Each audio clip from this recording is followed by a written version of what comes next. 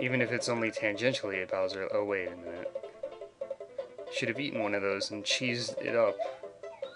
Possibly. Ah yes, Bowser's infernal math. He does have an idea of what's evil, doesn't he? So, how do you feel about level gimmicks? Sometimes I feel like we just don't need to pay attention to them.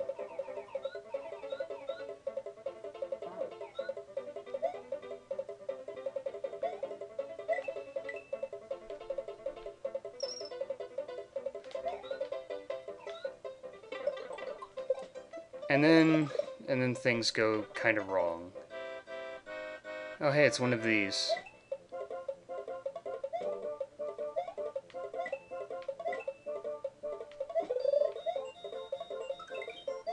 Are you yearning for some extra lives that have almost nothing to do with anything? You might want to find the bonus pipe. Your reward is coins. Small amounts of manual labor may give you boxes of gifts.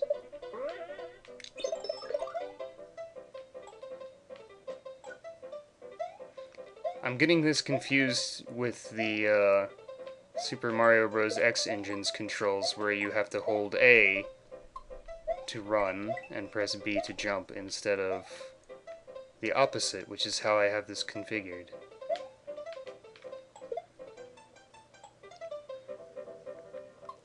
Naturally, this is really my own fault, and I could configure one or the other to be identical to the first, but I don't know. I think that Bonsai Bill was kind of missing its, like, the point of its job. That one is a little bit better at it. Though I can only imagine what a Bonsai Bill feels when it goes past its target and then just has to keep going in the other direction for an endless amount of time. It's probably like, wait, come back. I can't turn around, Mario. I'll never see you again.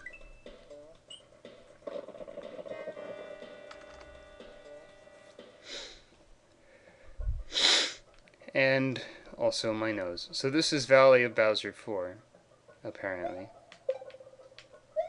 Featuring football players out of work and forced to work in the coal mines. A tragic tale of youth and innocence lost. Also rocks kill you, so... Also a warning about the dangers of coal mining. It's not good for your lungs, especially if you dig up rocks with a shovel and then try to eat them, because they go down your throat and dissect your organs, or something equally grotesque.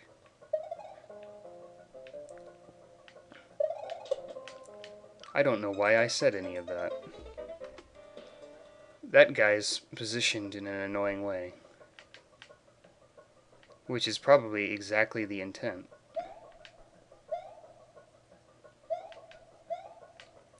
Or I guess you can ignore him. Fortunately, he doesn't seem to have mastered turning around, similar to the Bonsai Bill of the previous level, and is thus stuck with his monotonous work forever. Hello! Did you forget about ice levels because this game doesn't have a dedicated ice world? Well, too bad, because we can't forget about ice levels. There will always be ice levels. Even ones that are mundane, short, and have nothing to do with anything, and lead you backwards. Can you actually go in this pipe? No, that's just a trick. Maybe there's a key or something in that section. No, because then you'd have to juggle the key up the vine, and that's not something that the original Mario World believed in. So it looks like we have two choices here.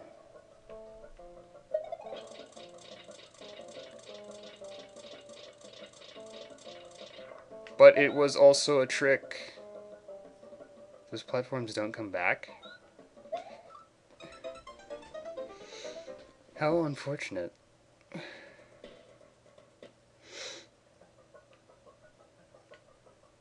That is quite unfortunate.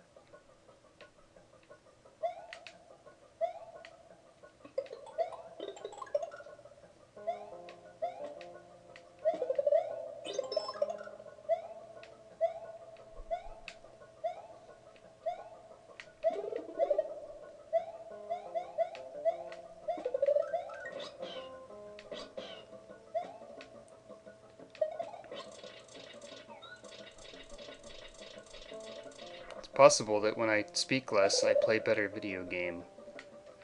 Yeah. It's also possible that I just had a hilariously terrible sequence of events right after I managed to do something pretty decently. Thank you, Yellow Switch. It's nice of you to be easy to press and still have an impact.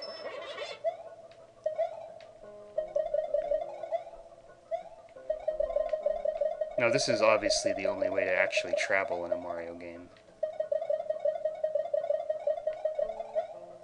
Especially in a stage where the sound effect echoes.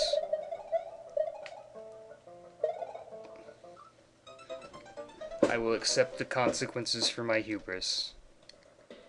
Oh yeah. Something I can randomly talk about. Because the day of reckoning, I mean election day, just happens to line up with when I decided I felt like recording a video. So it's election day. In America. And that's basically the end of my statement. I never actually got around to registering to vote for whatever reason, so I have no hand in the upcoming political nonsense, and can't really complain about it thus. Not that I've been paying too much attention. Politics is not an enjoyable topic. If you had Yoshi here, you would be able to eat the key and then put it into the keyhole.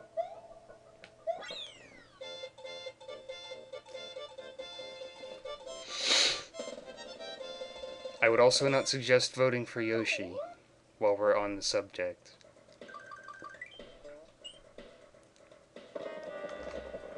It would appear that I feel like continuing, even though this has probably gone on for long enough.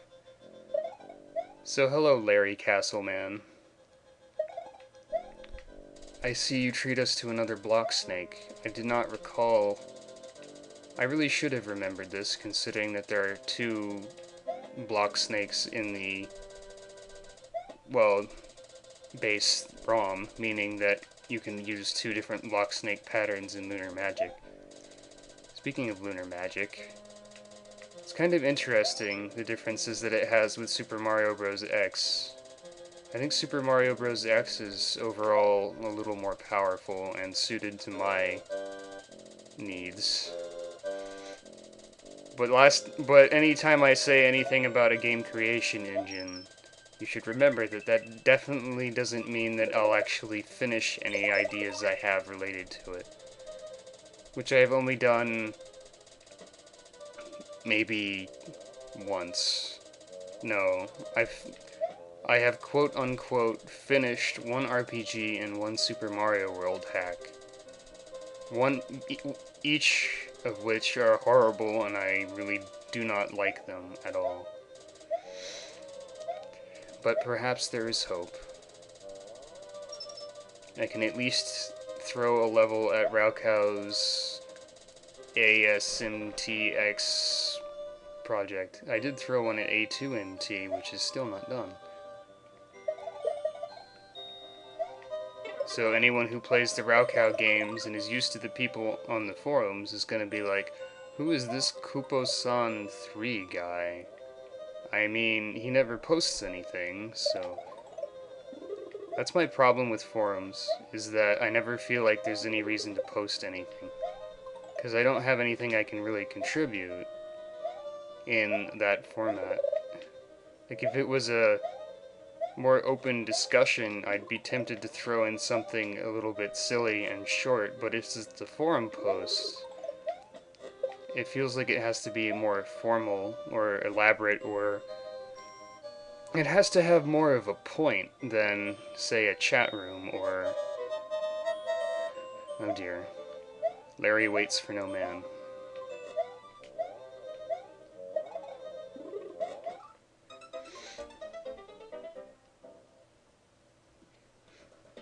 Nor does like it, or Magic Koopa 2 like it.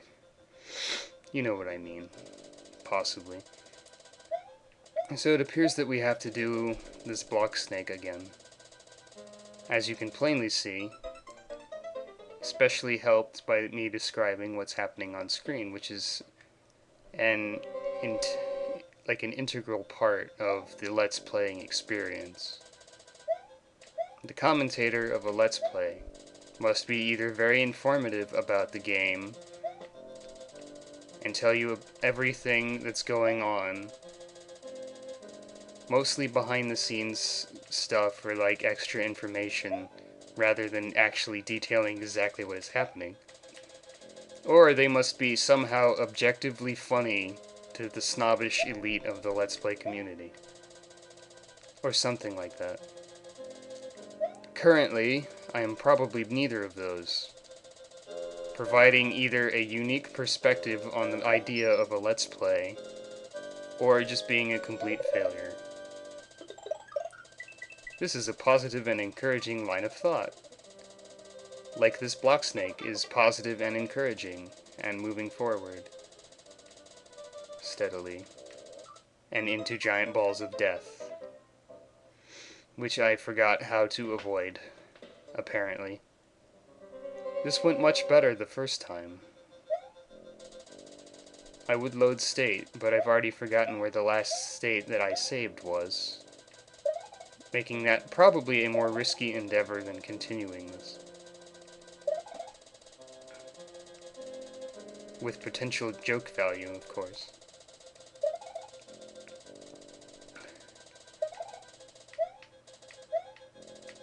Spiked maces are represented pretty strangely in sprite format in this game. They don't particularly look like maces. They don't particularly look like anything else either.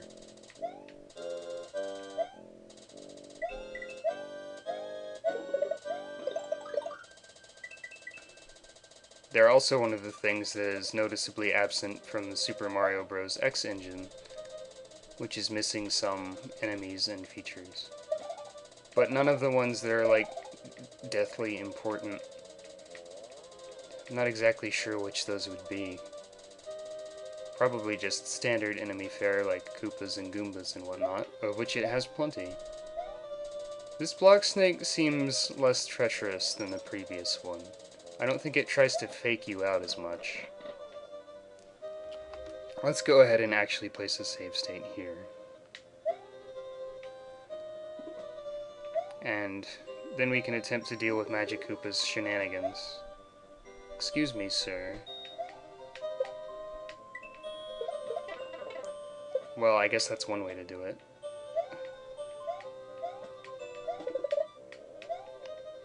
And that's one way to not get a mushroom.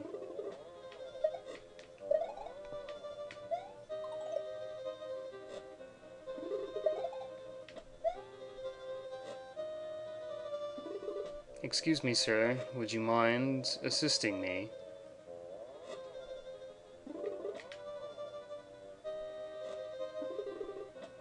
There we go. That was actually very convenient of him. Except when it decides that I decide to play video games worse again. Oh, Magic Koopa. Appearing in a stage with a time limit and a more uncontrollable first part of the stage, thus essentially consuming all of the time by yourself.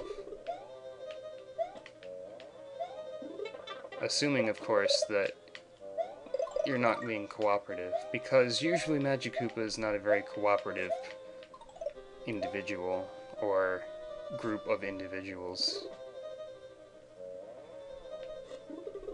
I'm doubting that there's a canonical number of Magic Koopas.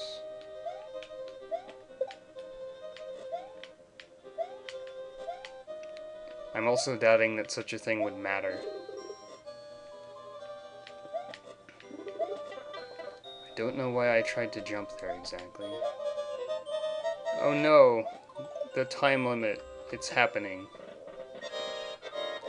So remember the first boss fight? I sure do.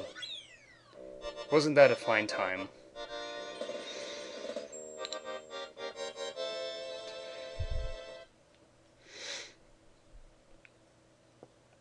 This video is going to be like an hour long.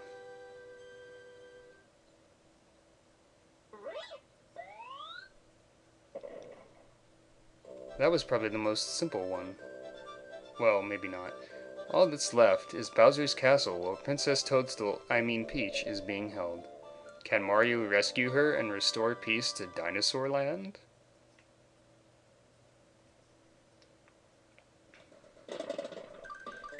Why don't we just go ahead and continue finding things out? Welcome to Bowser's Castle entrance. Identical to other Bowser's Castle subdivisions, like forts. I just went in the first door because it was the first choice. Thus I am representing some people's attitudes when it comes to polls, or various other things such as that. And by polls, I mean voting for things and not Polish people.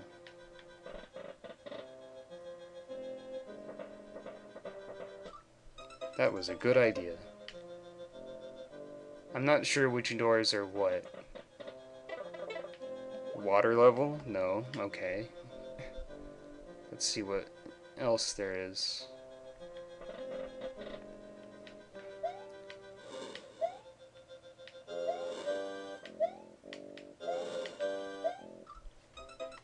That was just my own foolishness.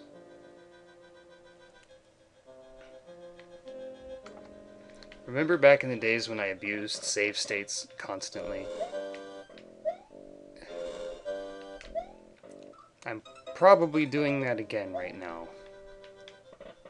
But I don't know. It feels like it's not too big of a problem, really. Golden Bowser statues. An enemy that only appears in this one area.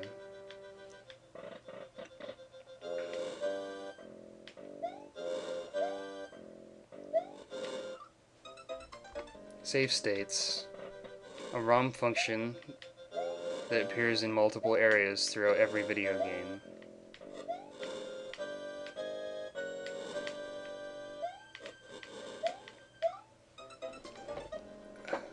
Maybe I should try door 8.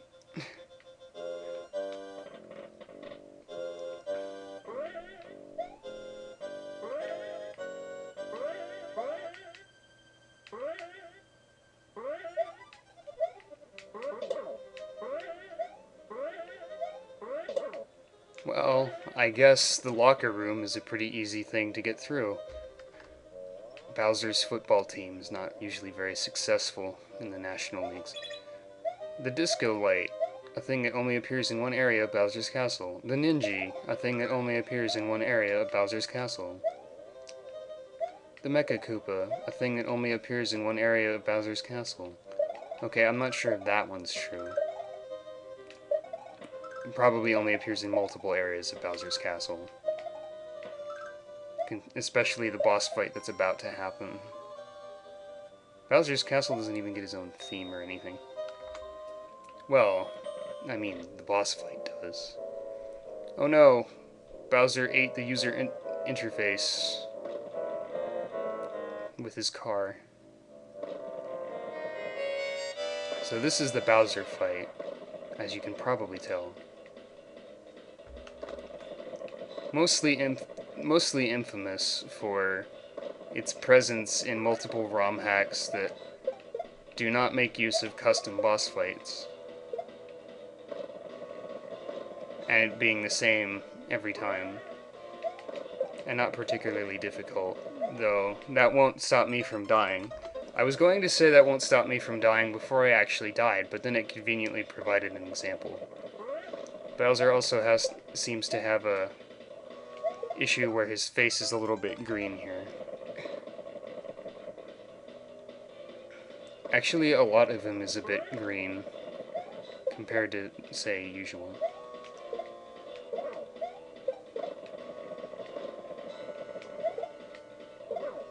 But anyway, that's how you're supposed to defeat him. And so that this doesn't drag on too much longer, I'm going to persist in using save states.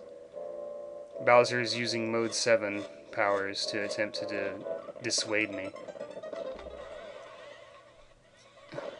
Pretty sure you can stand between those. I thought they were spread further apart.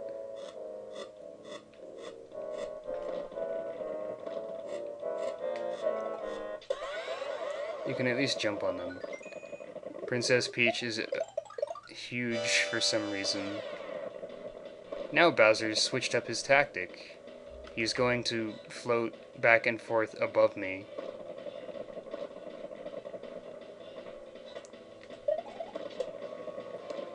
And then drop a palette-swapped spherical object on me. There are very few spherical objects in the game's graphics. I think that maybe even the base Big Boo sprite and the bubble use the same one, or one of those is shared with this.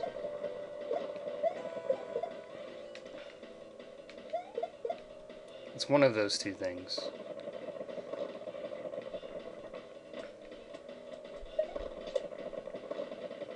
None of the spherical objects are particularly threatening, especially the goal sphere, which completes a stage, but that's not really what I was talking about.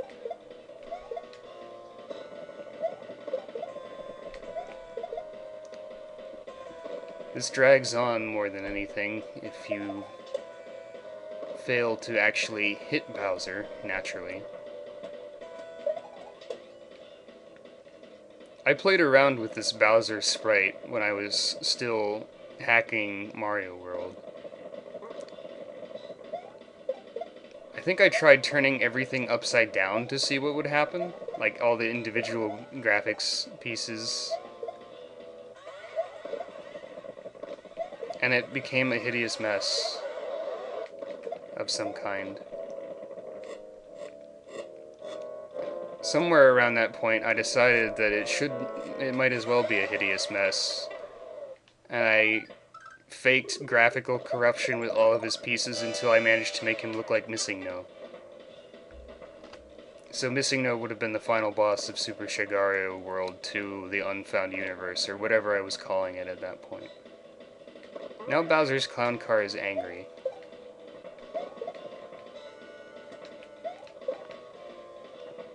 It's probably pretty difficult to make, like, motor vehicles angry.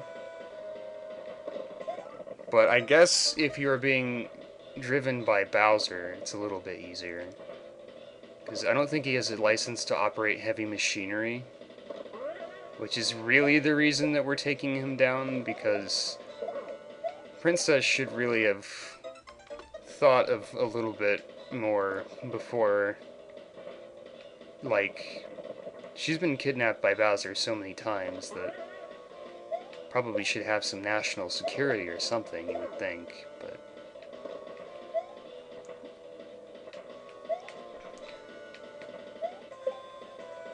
I still like the theory that, or my personal theory, is that Peach is actually the one behind everything, and Bowser staging kidnapping her. Bowser stages her kidnapping all the time because that's her passive-aggressive way to attempt to kill Mario. But Mario's adventure is over. Mario, the princess, Yoshi, and his friends are going to take a vacation. That would be kind of annoying if you, like, I don't know, got tickets to somewhere, or, like, booked a hotel or rented a house, and then when you got there, it turns out that Your local monarchy has been completely stolen by a giant turtle, so you had to go beat him up, and then you still wanted to go on vacation. At that point, you probably wouldn't want to go on vacation in the same location, so you'd have to pay for another rental house or something. So these are the credits. They were the credits anyway. Luigi makes a cameo appearance. His mustache is awkwardly blue, whereas Mario's is not. This is one of those games where the ending screen never goes away, so this has been Shag. This was somewhat of a casual finish of Mario World for some reason, and I don't know what's going to happen next. It will be a mystery. Oh, I can't Alt-Tab because that, loads a state. Man, I need to think this through a little bit harder.